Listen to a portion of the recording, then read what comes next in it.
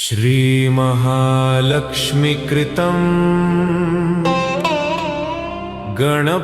गणपतिस्तोत्रम्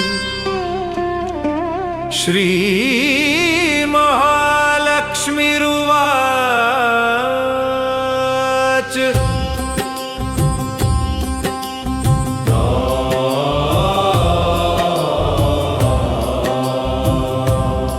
नमो महाधराय